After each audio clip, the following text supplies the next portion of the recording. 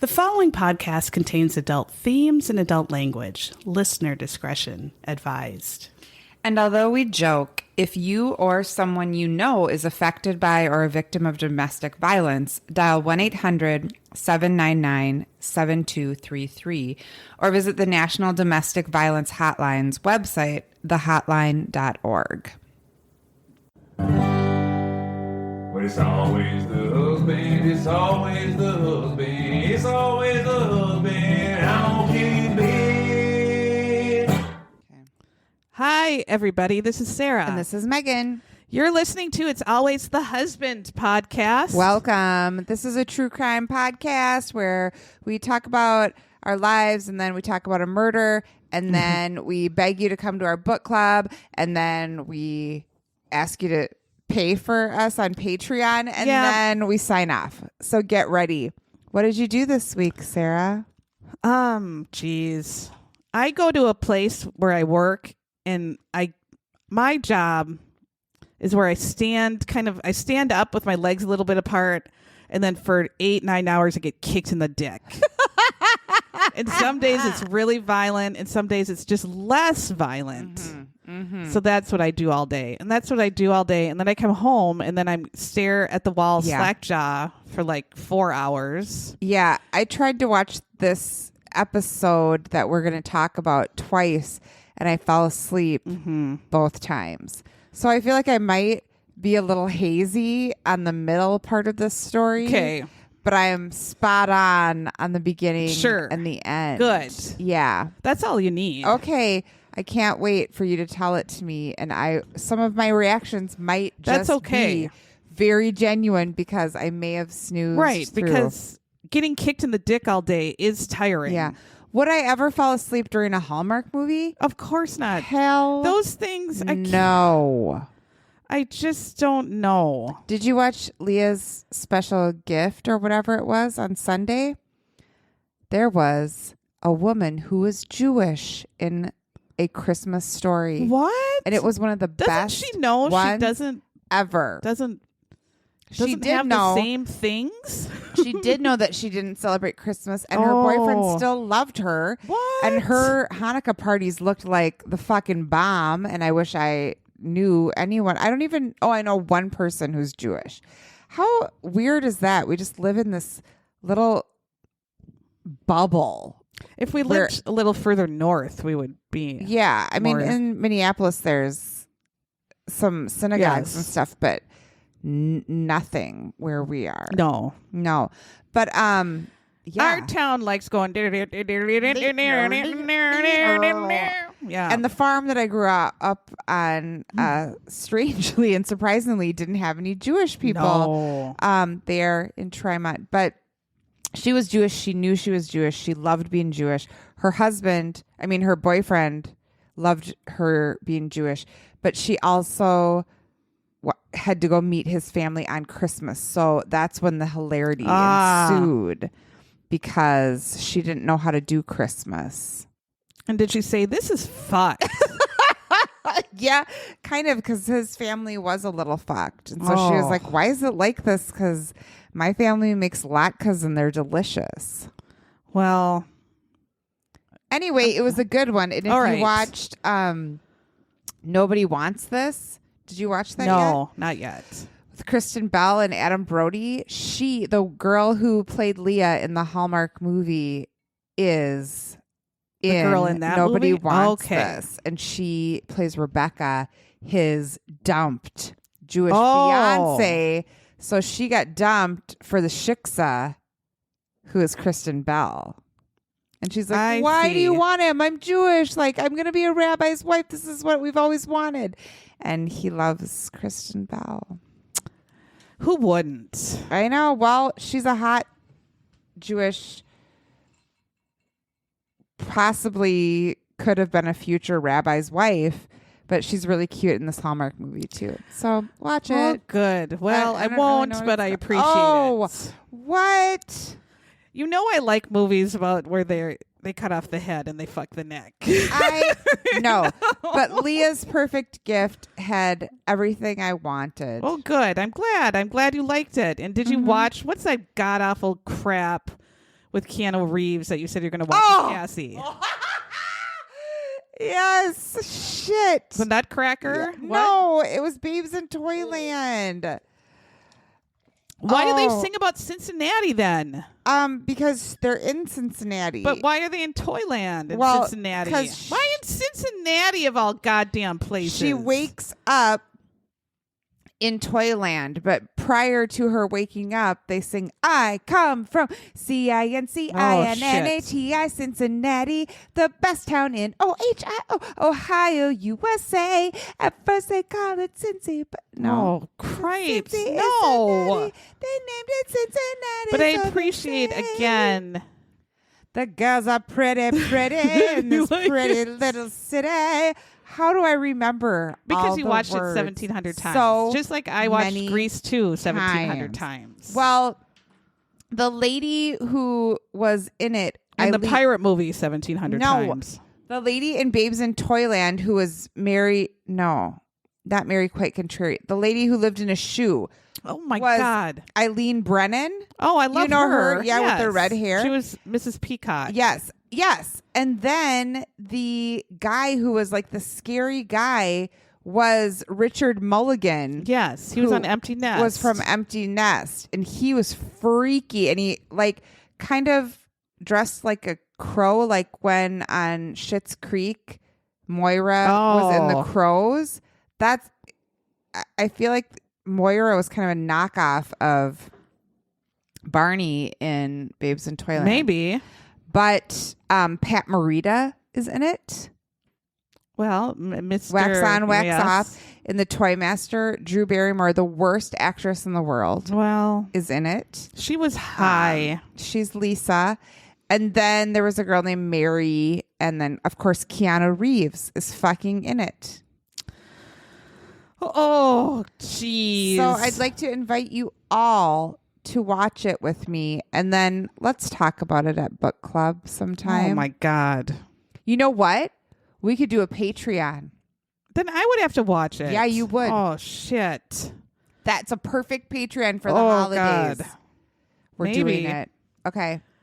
Anyway, great. So every week we talk about our favorite things, and we call it our glitter in the shitter because our life is real shitty. When you get kicked in the dick all day. Mm-hmm. Then you need to have something that lights up your life. What's your glitter this let's week? say you're just waiting in line for something and you're waiting forever, or you just need some downtime on your phone. Okay. And you go to your Instagram Reels or your TikTok. Mm-hmm. Go to It's Devon, Devon, Poole, Poole. Okay. He's just this guy whose whole shtick is he just dresses up as dumbass women who are callers into home shopping networks from like the 80s. I mean, like, you know, you're watching like QVC, like from the 80s, and it's the dumbest product ever. And you have these dumbass housewives that call in and comment like, oh, hi, Cheryl. I bought the super fry pan. And my name's Kathy. And he just reenacts Kathy's phone call in.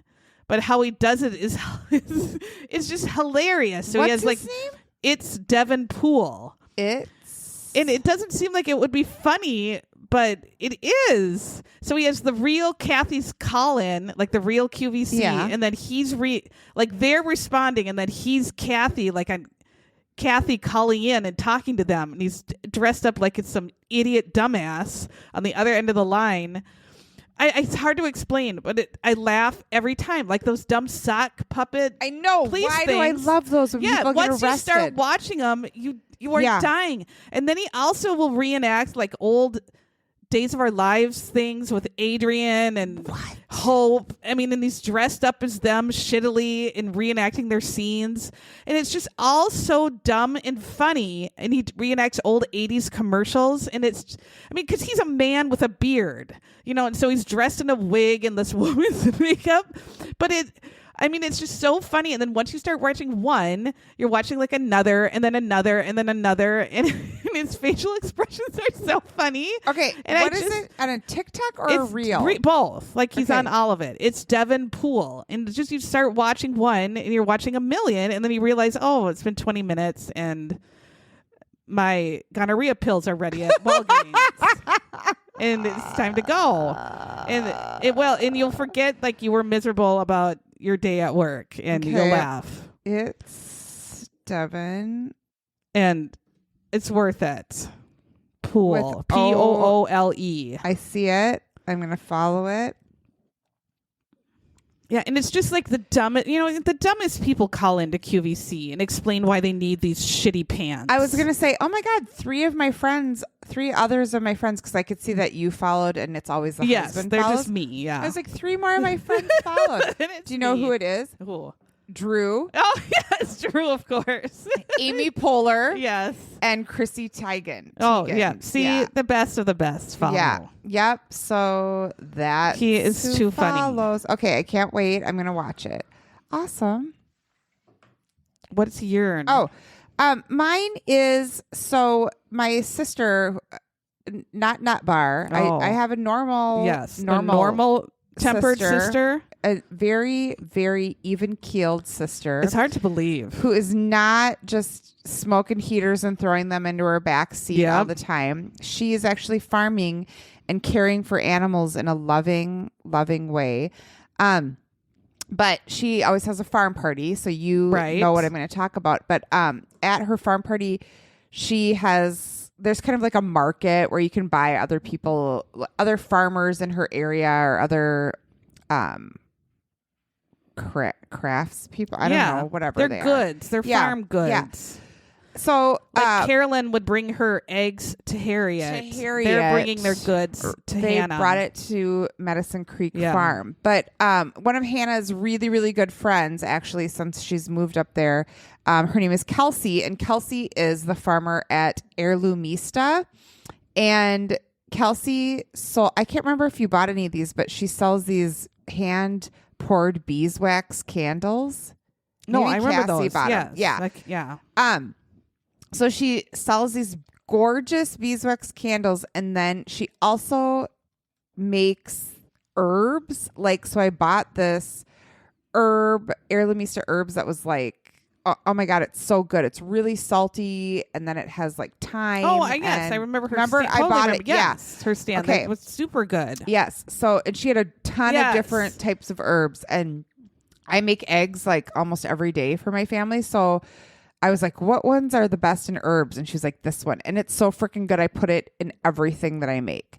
Anyway, Kelsey is, I just was making a frittata last Sunday because we like to brunch after church. And so I was using this and I'm like, this shit is so great. So I want to highlight Kelsey at heirloomista.com. How do you spell that shit? Spell it like heirloom, like HEIRLOOMISTA. So it's heirloomista.com. And if you buy her candles, they're so gorgeous and beautiful. And then you can find her, like, if you live in Minnesota and if you're like up north-ish by where Medicine Creek Farm is in up north, Finlayson or Hinckley area or whatever, you can find she's at like pop-up markets and stuff. But her herbs are so good and her candles are so beautiful. What are those good herbs you like called? I can't remember. Oh my God. I know, but just ask her what are the good tasting ones, and you can order the candles online at heirloomista.com. So if you're looking for a cool gift or you want to support a local female farmer, hit up Kelsey. Yes. That's awesome. Yes. We also have some Patreons again. And there's some dick on our staff that is going to get those stickers out. But that dick on our staff is really a lazy piece of shit. What? So the stickers are going out to the new Patreons. And then those dicks are also going to get a new Patreon episode out very soon. Okay. But our staff is really lazy lately. Not us, but our staff. Yeah, I know. What's their problem? We have Rachel Marie. What a beautiful name. Rachel Marie. You love the name Rachel. That's my middle name. Mm-hmm. And I think I have a kid named Rachel, but I can't remember. Maybe you do. And Kira Knight, and I think she's a foreign because she had a foreign money symbol, like a pound. Oh, she's so lucky. Kira Knight, thank you. Thanks, and Rachel Kira. Marie. Thank you, Kira ladies. Rachel, so you can, could anything be better than you two? I don't know. You can listen to some very interesting episodes, like the one where we were so hammed we never even said the crime or solved the murder or even did the case. We were just hammered. And then I had to find Sarah passed out in her bathtub. Yeah, I went into the bathtub for some reason. We don't know why. One time that happened. We also, if you're looking for a good holiday show, remember when we watched Santa Jaws? We also watched the first Beauty and the Beast episode. Oh, we should do another one. That one was good. Because our friend TT, you guys, she had another of the Pea Hive. Awful accident. She likes to fall down stairs. And she at 3 a.m. tripped over her vacuum cleaner and fell and broke her nose and sent us a picture. And Sarah immediately sent a picture of Vincent. No, I didn't. Beauty She and the did. Beast. She knew she looked like Vincent. I did. Oh. Then I said she was very Vincent. And then, meaning she's very swollen. Because Vincent's nose was very swollen. Or, cat's nose. I couldn't stop laughing. Vincent is the beast. Mm-hmm. Yeah. But you guys, she took another fall. She should not be allowed to walk. No. On her 2 legs. No. So we need to put a stop to that. But she did Vincent it. Yeah. So I can't. Why were we talking about that? What? Oh, because we did on our Patreon we discussed the first Beauty and the Beast episode. Yeah, we got to do that again. And Vincent is the Beast. Yeah, okay. He lives in a sewer and he wears Renaissance Got clothes. it. Yeah. And he's half cat and we don't know why. We don't know never why. Say. And we don't know if he uses a litter box or a toilet. We don't know. And does he know how to use a fork when he goes out on dates? We don't know. Or does he just eat with his mouth in a bowl and kibble? Or does he order the steak? What he can do is... And does he pork? Hand sew vests. He can hand sew a vest like no tomorrow. And he can crochet a patchwork crocheted quilt. And he can do facial surgery because that's what he did to her when she was hit in that accident. Where she was attacked by those men. When she got attacked. We're not sure why he didn't do facial surgery on himself. Or take her to a hospital. He brought her into the sewer where there's sewage. We don't know. And then we don't know if he porked her in her sleep or what. But if you guys want to listen to it, but she did get pregnant with his child in later seasons. In later seasons. Was it a cat baby? I don't know. I think it was a normal baby. Did it get canceled before we found out? I don't know. I can't remember if the baby came. Or a kid? I don't remember. It would have. Did it have a tail? Did it have a tail in the front or the back? I don't know. Oh, okay. No. Did she name the kid Whiskers?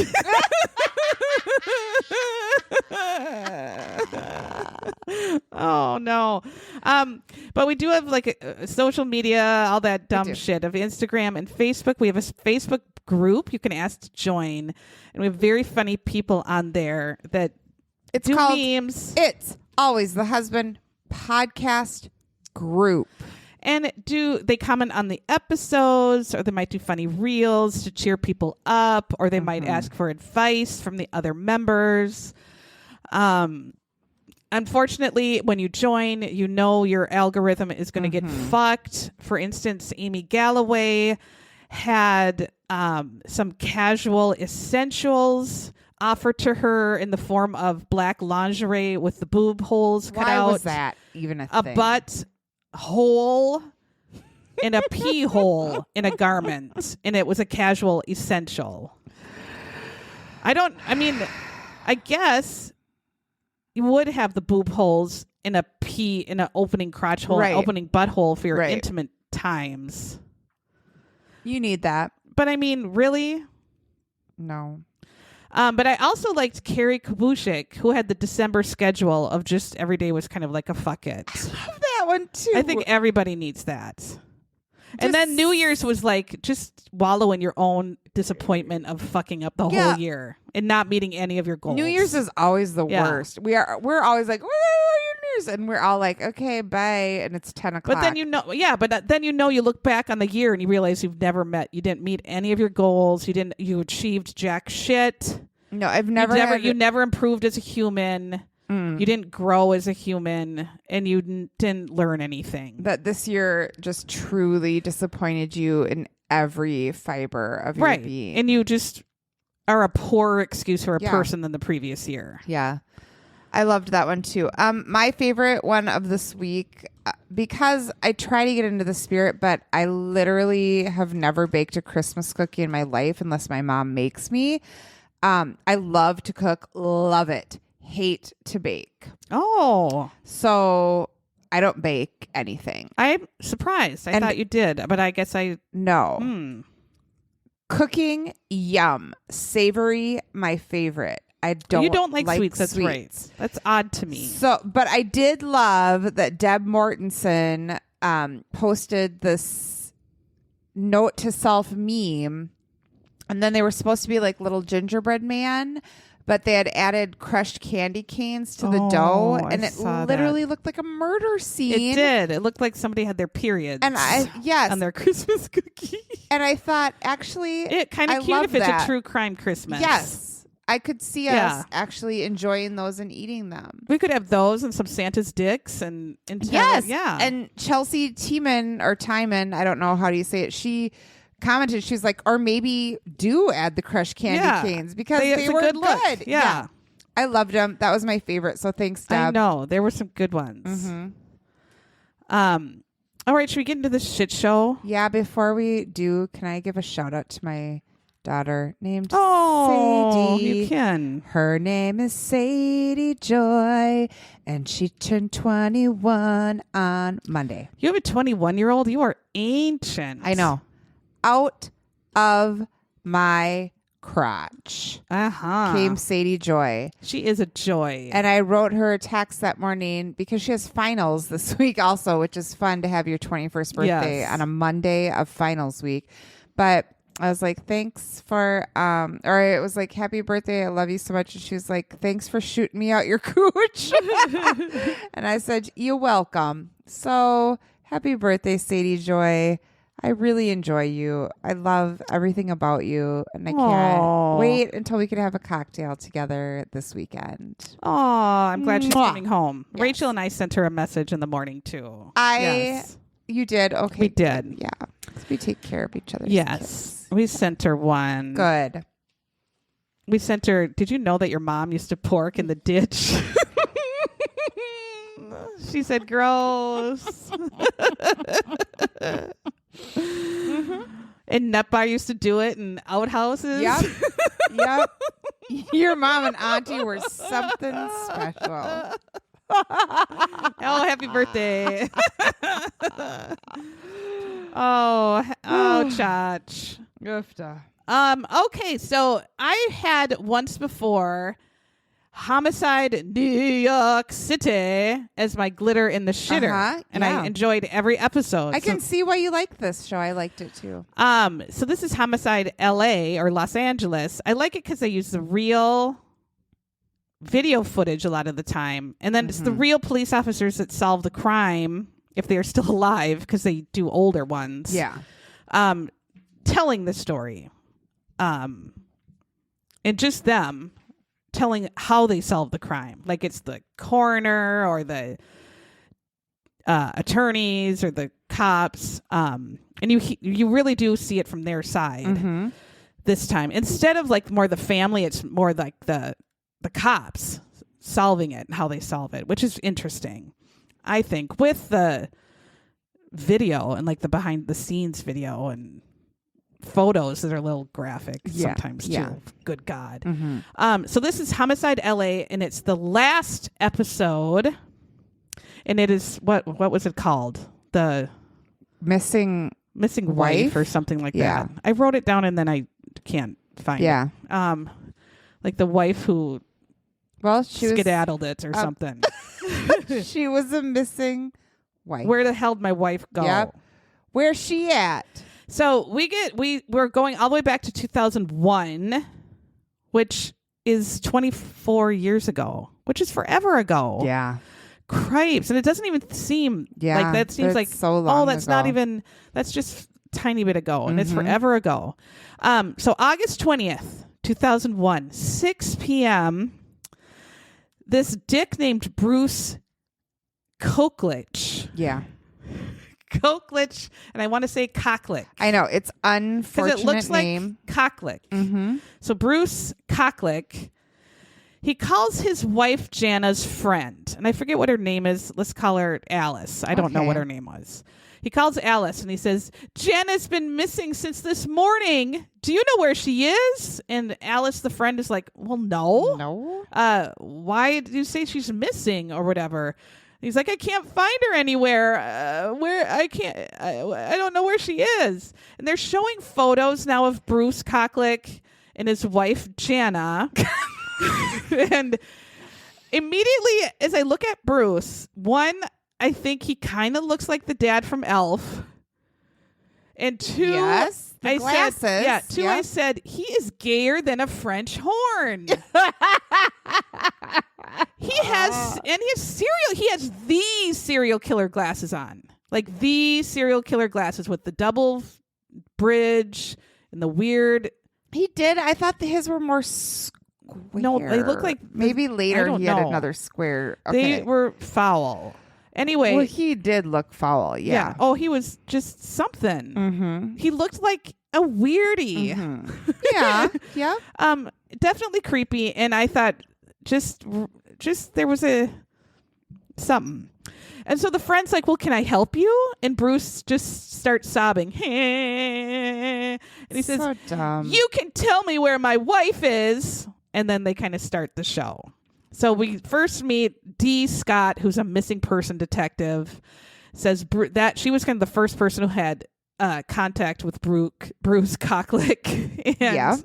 And he files a missing person report for his wife, Jana, and they learn they're both real estate agents in Long Beach. And it looks like a lovely area it looked beautiful to live in. And I thought, can you imagine living there all year, not being trapped in your home for 9 months? I know.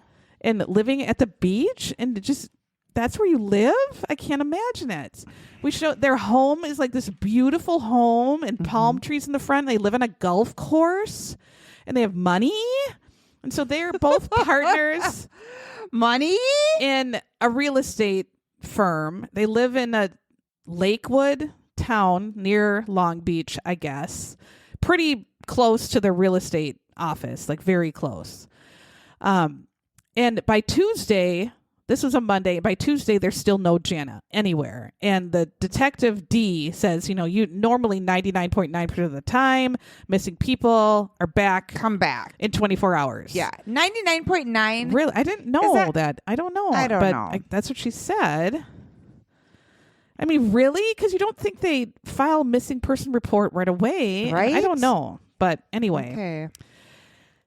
Jana's not back. So she's one of those cases where she's not back. And we see Bruce's stepbrother who pops in and out of the episode. Yeah. And his name is at the bar? Yeah, was he was at a bar? At the bar. His name is at the bar. David Tit Channel. So we have Bruch Koklich and David Tit Channel, and they are stepbrothers. Unfortunate. He says they were all just wondering what the hell to do, and all Bruce was doing at this time was scream crying like a bitch and just saying, her car is missing, her purse is missing, what are we going to do? Let's do this, let's do that. And I thought that's like an extreme weird reaction. I don't know. I feel like if this really was the case, he would kind of think first, did she take some money and run out with, she done run off with a man? If he really was wondering where she went. But that didn't. He wouldn't be hysterically crying. I think at this point, like he was. Well, I don't know, because it wasn't long enough. It was like right. It was 10 o'clock, and she was supposed to be at work at 9. Right. Like, and for me, that's like a typical already. lateness. Right. Yeah. My husband goes away for days, and he never tells me where he is. No one would I'm even like, look for he's me. gone. If I was an hour late, they'd be like, no, she's on time for her. That's on time. Oh my God, I could be gone for a week, and Jamie wouldn't even notice I'm gone. If you weren't there at 9 o'clock and you were supposed to be there at 9, we would start looking for you. Yeah, because I'm normally always there. Because of your time anxiety. Yes. When people don't see my Jeep first, then they know something's wrong. Yeah, then I'm like, what? Did someone lie to me about the time? Sarah Ford drives by the school, sees my Jeep there all the time going to the gym. Yeah. And so when it's not there, then she always says, what happened? Oh, no. Were you sick today? Yeah. So the detectives then look at the hospitals and look at traffic accidents. There's like, well, she isn't in the hospital. She wasn't in a traffic accident. It's starting to look like it's not one of those. And it's starting to be maybe something fishy here. Bruce's story that he kissed Jana goodbye. Good Lord. At 6 a.m. and he goes to work. Again, they're partners at this real estate agency. Jana would normally come into work between 9 and 9:30. And this I didn't get. Bruce said then around 10:30, he asked the other real estate agents, where is my wife? So was he not at the office, or was he out and around dicking around? I don't know. Or if he was just like, did she call in and like tell if she's showing a house or something? Right. I don't know if he thought they knew or what. But then, everyone else in the office is like, well, she's not here yet. And Bruce is like, oh my God. Well, if they're always out and about all day, you would never even think anything of it. Like, oh, did she go to maybe she went to Target or whatever, That's where we'd be. No kidding. So they have a third partner named Chris Bodasan. And Bruce is already panicking after she's just not found after an hour. Right. Again, my husband would be like, who? Your wife. I have a wife? Who? Sarah. Who? What does she look like? She has beautiful red hair. Who? And the most lovely. Who? Oh, she's that dumb bitch who got a breast reduction. That's what he would say. She wears corpse clothing. Oh, right, her. Okay. Chris goes with Bruce because Bruce is so upset he has to go back home and check for his wife. Bitch, if I just didn't go into work because I either had my period bad or I had diarrhea and I couldn't go back in, and my husband came back in with our other male business partner to come look for me, I would be so embarrassed. No one would do that. No husband would go back and do that. You would just call and say, what the hell is going on? And you'd say, I just have diarrhea. I'm coming in. Exactly. So they go to the home and Bruce sees that Jana is not home. Her car and purse are gone, but the alarm is set. So he is just so confused. Where could she be? And he tells the cops that, well, Jana went to a concert with her friend Nene the night before, or that's Friday night. Did you see what concert it was? Yes, Eric Clapton. Yeah. And then she came home that Friday night, and they decided just to have a romantic weekend off the grid.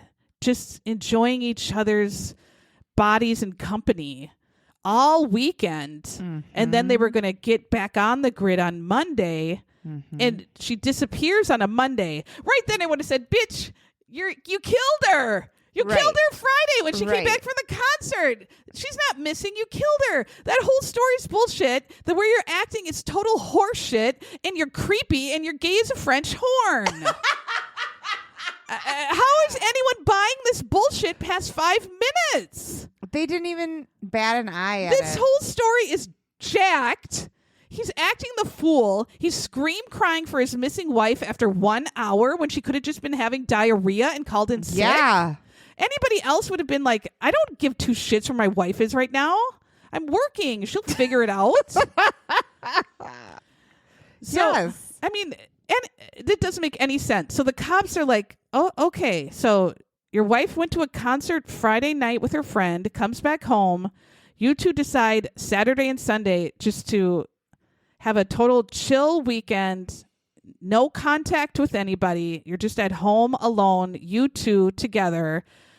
And then you go to work Monday and you never see her again. She disappears Monday morning. Okay, that sounds totally normal. Can you imagine not having contact with our group text? No, it would be like, girls, I'm going to go away with my husband this weekend. I'm not going to. Then we would say, oh my God, no, he's killing you. You would think I was dead. Yeah.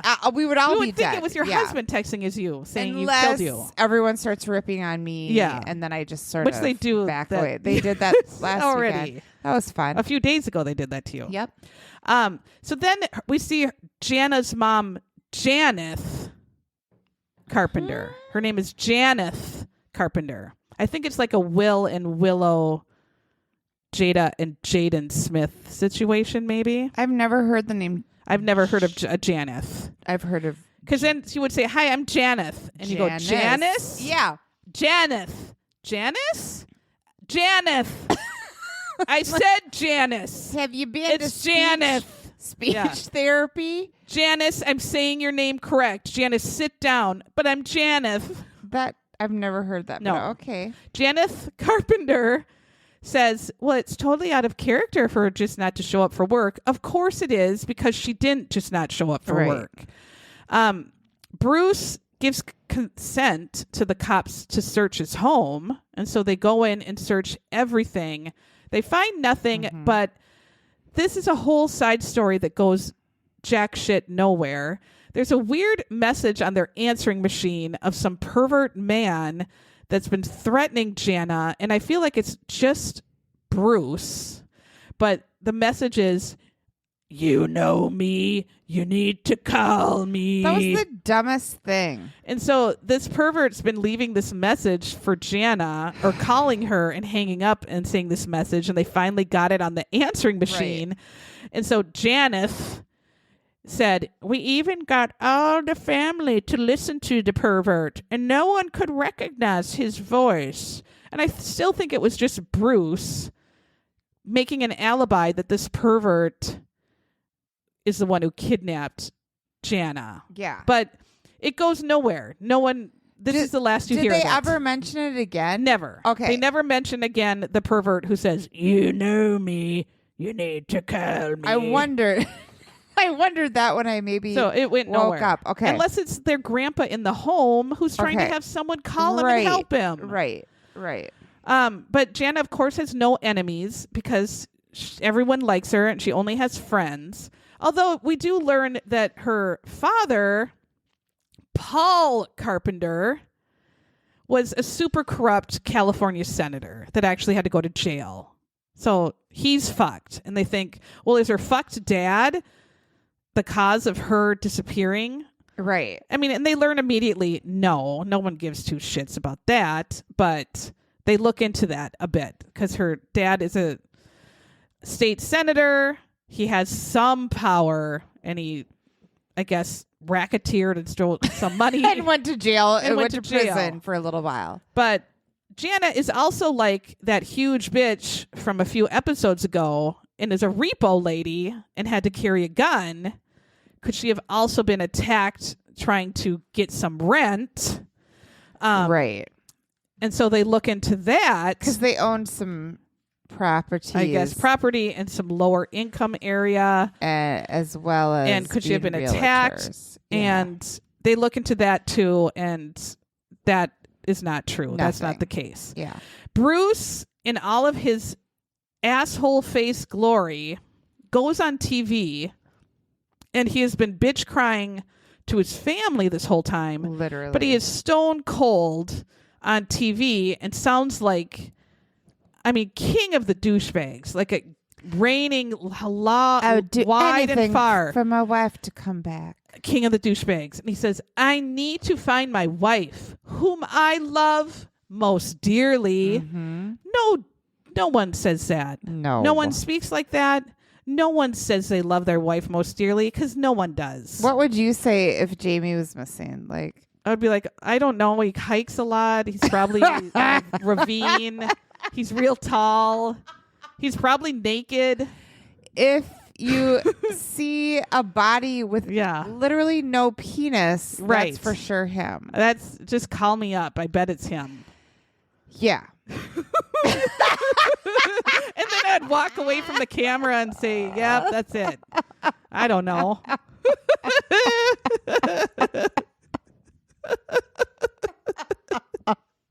Yep.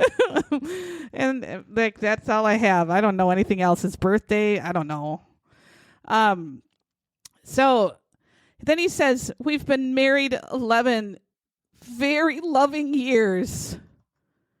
And he has zero emotion on his face.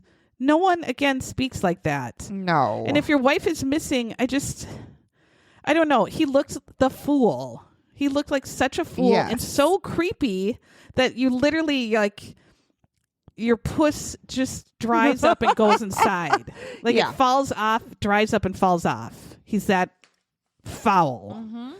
Mm-hmm. So police, though, are putting everything out on the media because they want to find her car. She has a white Pathfinder, and they want to find it because they said, if we find the car, we find her. We find the car, we find her. And that turns out to not be all true, but they think that's going to be true. Right. Then we go back to the partner, Chris Bodasan. And they say, well, he's the partner. And if Jana was gone, Chris is going to get more money in the partnership. So if he kills Jana, he'll get her share too. And Chris left town right after Jana disappeared. And that's a red flag. So police finally find Chris and bring him in. But he said he was just hard porking his girlfriend on vacation. And so they go, all right. And he's cleared. What the hell? And doesn't he think if he killed his partner, they might look at him quick and it might just all go to hell before he gets the money? I mean, what in the hell? And there must have been something, though, that was like... I guess Jana did not like him, according to the brother Bruce Titnickle or whatever. Bruce Titnickle said Jana didn't really like him. And so that's where they got the theory. There was something that happened, but I was like, first I was like, oh no, she was having an affair with him, but then they made it seem more like they didn't like each other. Like he had done something. Yeah, I think they didn't like each other and they thought maybe he could have killed her off and taken her share of the money, but that doesn't make sense. Right. And then so he was just railing his girlfriend on vacation. Right. And that was confirmed. Right. And he did not do anything to her. Right. So then we get the friend Nene, who they went to Eric Clapton with on Friday night. And Jana, the hardcore partier, only had half a glass of wine because she said she didn't want to get too crazy because she had a workout class on Saturday. A half a glass. It's like, come on. But then we found out how she like worked it all the time and was a psycho. Yeah. So she never, ever, ever missed a workout. So for like 5 years. Oh, I hear your husband. Oh, or he is that must be just home. your dog? No, the dogs are going crazy, so he must be home. He always he leaves. I don't have two shits knowledge where he goes. Nobody I don't called give the a fuck. cops. No, I don't give two shits. No. So police now think, oh, she works out with a guy trainer. Maybe he has a monster schwanz, and she's porking him, and she doesn't want to miss her appointments with him because maybe he lays some good pipe. And so then Jana didn't want to miss her workout, so she doesn't party it up at Eric Clapton, where they have good mosh pits, I'm sure. And she gets home by like 10. Yeah. And again, she never misses a workout. She goes with her trainer, Dean, and I guess they go running or jogging along the beach. And she's trying to really get back in shape. I guess her mom says she's trying to lose weight. She's getting her teeth fixed and trying to fix her outward appearance, which is all leading toward her maybe trying to separate from Bruce. So the police then learn that Jana never showed up Saturday morning for her workout, and she's never missed in 5 years. And she's a psycho. If it were us not showing up, they'd be like, typical. Oh, she misses 1 out of every 2. She's actually never been here once. So we don't know what she looks like. And Dean with the huge fonts called and called and called. Jana never answered. That's not like her at all. Sunday, she had a scheduled massage with Nene. She never showed up. No one ever misses a massage. Right. And she would have called her best friend and said, I can't make it. Or she would have told her Friday night, I'm not going to make the massage because we're off the grid with my husband this weekend. She would have told her then. Nene called and called because she was so worried about Jana, and then she called Bruce, and Bruce never answered. And the cops say, why were you not answering your phone then? And why were you not telling your appointments you weren't going to go? That's weird. And Bruce said, we just wanted a relaxed weekend, so we just didn't answer our phone. And the cops were saying, but you're also realtors with big money sales. Right. Why are you not answering your phones and dealing with your calls? You that's literally cannot. You have to not answer your phone when you're a realtor. Right. This is big money. You have to work nights. Yeah. You have to work weekends. Weekends are the only, that's when you bring people around to showings. Especially in a huge beach town where there's this huge beach houses. Yeah. What the hell? The cops were just like, okay, this is fucked. Then they talked to the housekeeper, Consuelo. I mean, I'm like, of all the names, it's like Consuela from The Incredible Shrinking Woman. Exactly. Who, when she was falling down the drain in the sink, Consuela was dancing with her Walkman on. I didn't hear her. Consuelo comes every Tuesday, and she said, I changed the shits in the bedroom. That's what she said. I changed the shits in the bedroom every Tuesday. I changed the shits. Not once in 9 years did Bruce or Jana change the shits. I always change the shits. Believe that? I know. I'm like, you couldn't change your own goddamn sheets once, you pigs. I was just, I can't believe they change the sheets every week. Well, yeah, I haven't changed them in 9 years. Oh my God.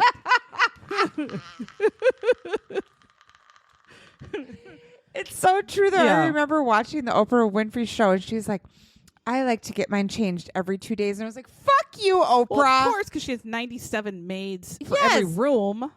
Who could ever get their sheets when mine are peed on too much, then they get changed. 2 days? No. That's just how out of touch. Who can do that much laundry? Mine is I was even going to say every 2 months, but I was like, did I change them in the last 2 months? Maybe.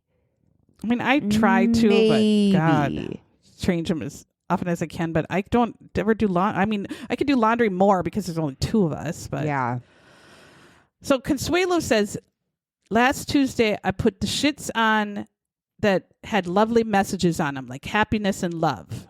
They were happiness and love shits. Yes. And then she says, I go in this Tuesday, those shits are not on the bed. The shits on the bed are, first of all, not a queen size shit. No. Because the bed is a queen bed. They weren't even on there right. Yep. It was a full size shit. Flat on a queen. Shit. Yep. On a queen. This dick didn't even know what size bed he was in. No. He didn't even know where to find queen sheets. Or how to put them on He didn't know how to put the sheets on the bed. He put the flat sheet. He puts a full-size flat sheet on his bed. And that's what he was sleeping on. Because this dick didn't even know how to make a bed. Mm-mm. That's how dumb this bastard is. I wonder if Phil would know how to make a bed. You would think you would at least have an idea of how to make a goddamn bed. Oh. So then she says, the other shits were nowhere to be found. They were not in the washer or dryer. They were nowhere in the house, not in the garage, not in the garbage. Then they were missing a pillow and a towel. And so she was just her mind was like, what in the fuck? Right. And she said too, like in the 9 years she's worked there, they never changed their shits. She always did it. I can't believe it. God, I want a housekeeper so I know, bad. that'd be nice. So bad. And there's no leads. And then suddenly they get a car. Like, we found the goddamn Pathfinder in a garage in this weird town, not too far, like 4 miles away from their house. I feel like this is where I dozed off. Yeah. Okay. So it's in some sort of weird, like, storage garage. The car. How did they find it? Someone called it in, I think. They're like, there's a car. They tow it away. They look in the back cargo area, and there's one pillow feather, and just a shit ton of blood soaked into the carpet. Like a shit ton of blood, to the point where the cop said it was, how did she word it? Like you had to be dead. Yeah, like the body had, I don't know how she worded it, like the body had drained out. Like there's a stage where like the body just drains. I don't know how she worded it. I have it somewhere. But the body released all the blood, and she thinks that was the stage it was in. So she said it was from missing to a homicide, because that's how much blood was in the back. Like you couldn't live through losing that much blood.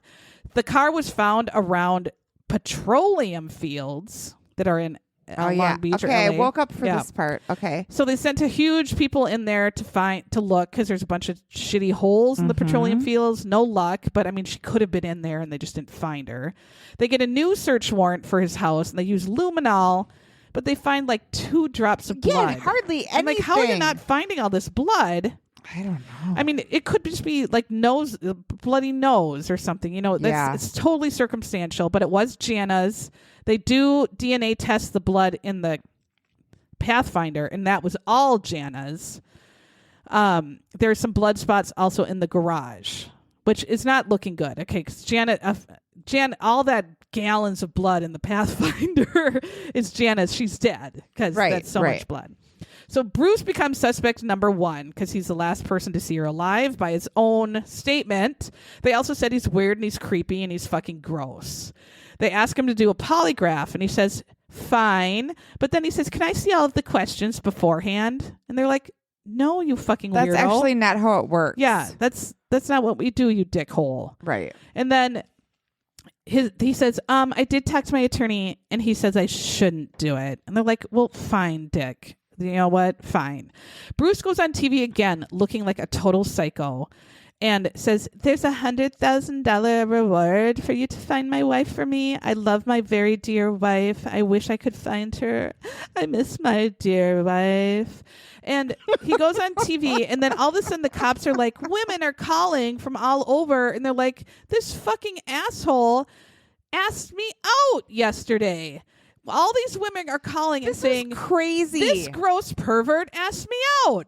This gross pervert asked me on a date at the bank. Like, he had been going around town asking women. Did he leave a note on somebody's car? Yes, he left a note on some grandma's car and said, can I fuck your granddaughter? Or can I meet your granddaughter? Yeah. Something like that. Can I have a date with your something perverty. And the woman was like, sick, gross. He went up to a bank teller and said, can I take you on a date? She was like, fuck no. And then he asked like someone else in a store, like, you want to go on a date and pork or something? And the women were like, hell no. They all said no because he was super gross. Right. And then they were calling the police. Like, why? This man is a missing wife? Why was he asking me out? For a date. And super gross. And the cops were like, oh my God, that's gross. So they talked to Jana's friends and like, oh my God, Jana didn't like Bruce. He was a controlling fucker. They were going to adopt, and then she learned something gross about him, and they canceled the adoption. She wouldn't. And Bruce, I guess, was controlling. He always made rude comments. He was super inappropriate. And I guess he was a womanizing prick. Who would go out with him? How? He looks like he looks like I can't even explain it. But he looks like a weird doll, like a doll, a pervert doll. Like if Pee Wee Herman were trying to dress as more masculine, but he failed with glasses. What? I don't know. He looks gross. I don't know. Jana didn't know about a lot of the affairs. I don't know who was having an affair with him. Who? I can't figure it out either. If you saw him naked, you would just die. To me, he just looked so it would be just nerdy. Yeah. Oh, super nerdy. And your vagina would just be tumbleweeds. So dry it would be tumbleweeds. But I guess not. Oh, this can't be true. This can't be true. Oh my God. So Jana was trying to leave him. And I think she may have threatened him with divorce, and he freaked out because he didn't want to separate the money.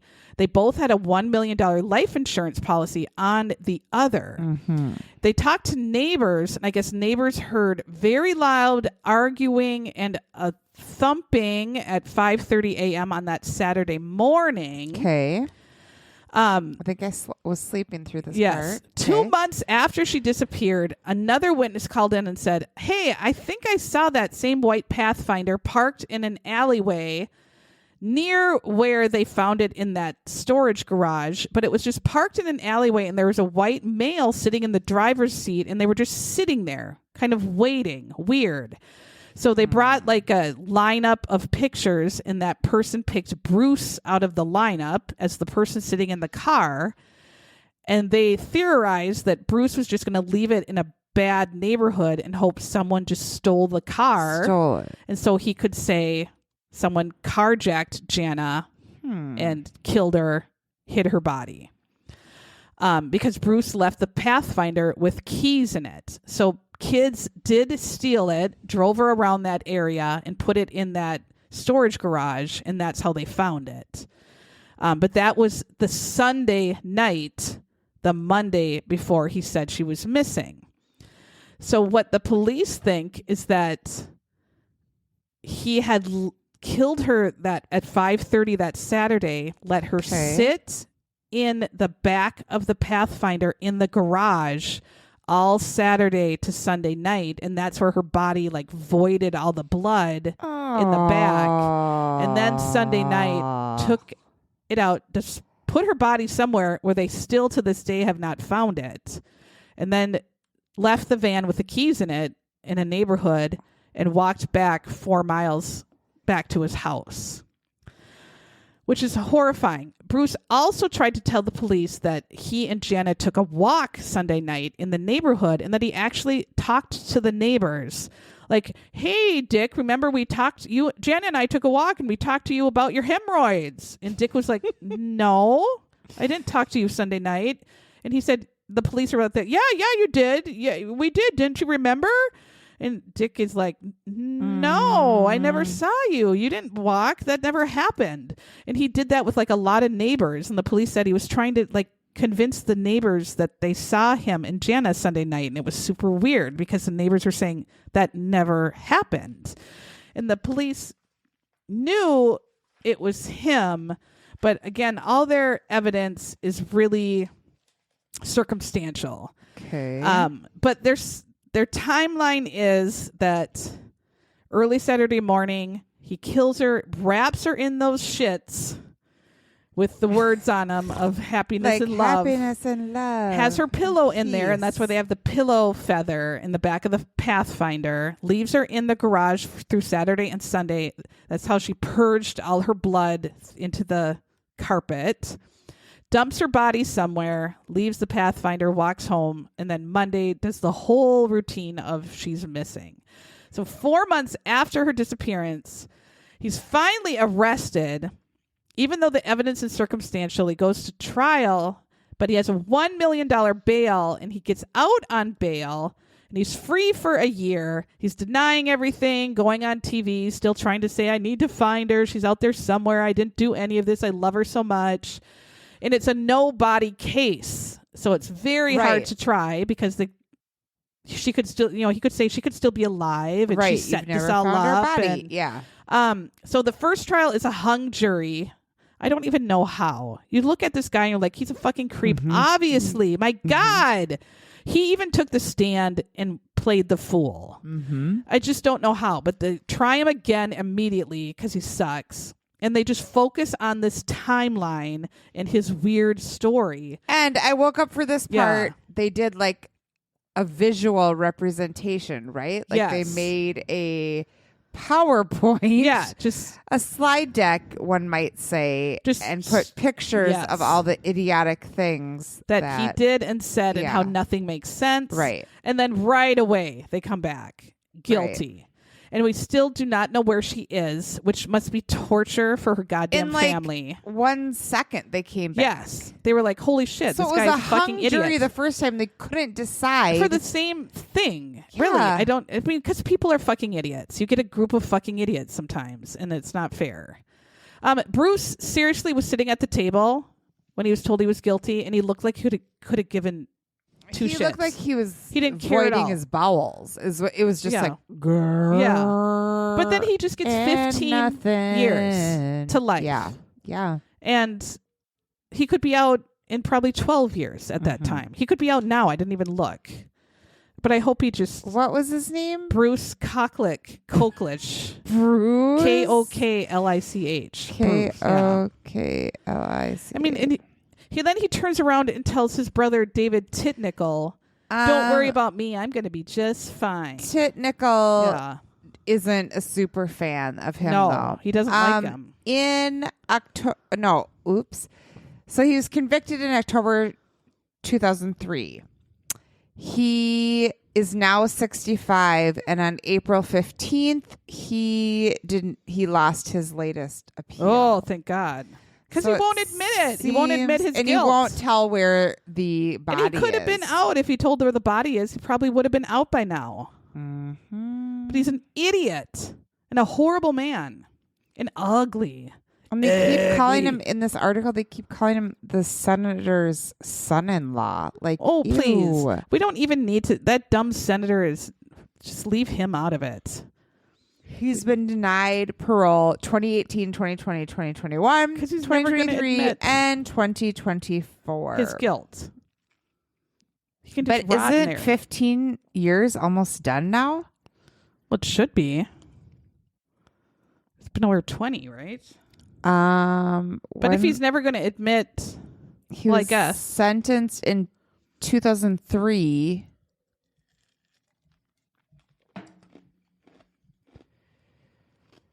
That would have been 2018. I guess I can keep him in there maybe as long as they want. If you get 15 to life. Is life 25 years or actual life? 15 to life in a state prison? Does that just mean you're in for life? And then I don't you just know keep if it's actually 25. Sometimes life is 25 years and sometimes life is life. I don't know. All right. Well, he's a dumbass and he's still in jail. Cocklicker. Maybe he likes it in there because of his French horn status. I don't know, but he's still there. And you guys, guess what? We have a book club. And on December 18th, we have a very, very special book club with McCracken Poston.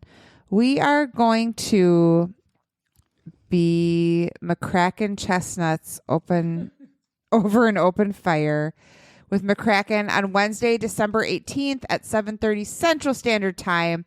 I have talked to Jana.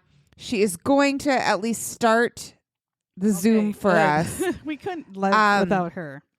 I know. Can't. We love Jana, and she is our bestie, and she's in Vancouver, and she has a new job, but she's going to help us at least start it. Canada has saved us in many ways. God, Canada. And so we're going to do that on December 18th. If you want to join, please go to our Facebook group. It's Always the Husband Podcast Facebook group.